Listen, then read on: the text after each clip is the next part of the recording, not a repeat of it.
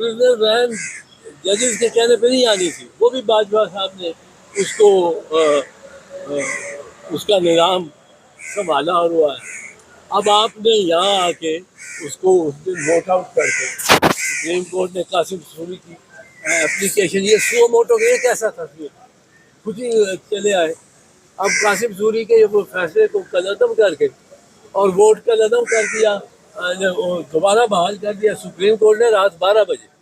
अब वो उस दिन क्योंकि बाजवा साहब ने कहा था उस नेक्स्ट डे को वोट ऑफ नो कॉन्फिडेंस है उसको पास कराएंगे, वो उन्होंने पास करा दिया। फिर हमने क्या कहा, हम अमेरिकनों को क्या कहते हैं, हम कहते हैं महाराज आपने कहा था इस बंदे को उतार दो, प्राइम मिनिस्टर के दफ्तर से उतार दो, आपको पसंद नहीं था, हमने उसको सिर्फ उतारा ही नहीं है, हमने पिंजरे में बंद कर दिया, हमने कैमरे लगा दिए उसको। और वो दूसरा साहब जो है वो आ रहा है इस्लाम बादशाह, इतनी इवन लेवल फील्ड कभी नहीं हुई। एक को बंद कर रहे हैं, अच्छा उसके इस बात पे वो कॉन्विक्ट है, वो मफरूर है, उसको एम्बेसडर हमारा हाई कमिश्नर सी ऑफ करता है, उसको जो एम्बेसडर है हाई कमिश्नर है फैसल, डॉक्टर फैसल, उसको उस पर दफ़ा 216 ताज़ीरात पाकिस्तान के तहत उस पर मुकदमा चलना चाहिए for harbouring and facilitating a convict, run away convict, jail break convict, और उस पर मुकदमा ये चलना चाहिए।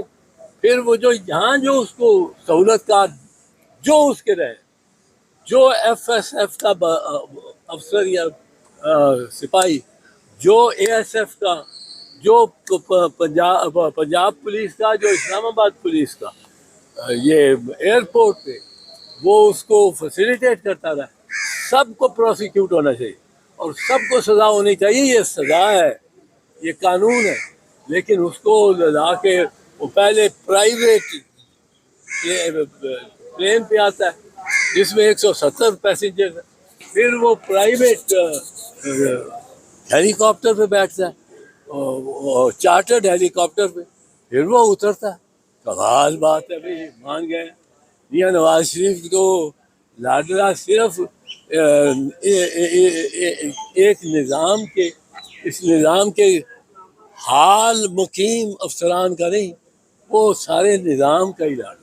बैरिस्टर साहब, आपने कासिम सूरी साहब वाले केस के बारे में जो बात इंकशाफ किया है कि उसमें चीफ जस्टिस उमता बंदयाल भी इस साजिश का हिस्सा थे और उन्होंने कासिम सूरी की रोलिंग और उनकी अदालत ने उसको ख़त्म किया, तो आपके ख्याल में चीफ जस्टिस उमता बंदयाल इस साजिश का हिस्सा थे और जनरल बाजवा के कंट्रोल में थे और जस्टिस बंदयाल ने जो जो फैसले किए जनरल बाजवा के कहने पे किए? अब तो यही लगता है, अब तो यही लगता, पहले नहीं लगता। जिस वक्त उमर बंदयाल केस सुन रहे थे फौजी अदालतों का, मासवाई ये कि आखिरी महीना उन्होंने लगाया ही नहीं, वो ऑब्जर्वेशन जो देते थे उससे तो बड़ा इनकरेज होते थे हम, वो देते थे ऑब्जर्वेशन। उन्होंने जो कहा कई मरतबा कहा कि फौजी अदालतें किस तरह सिविलियंस को ट्राई कर सकते हैं। पता नहीं चला जैसे बंदयाल के वक्त?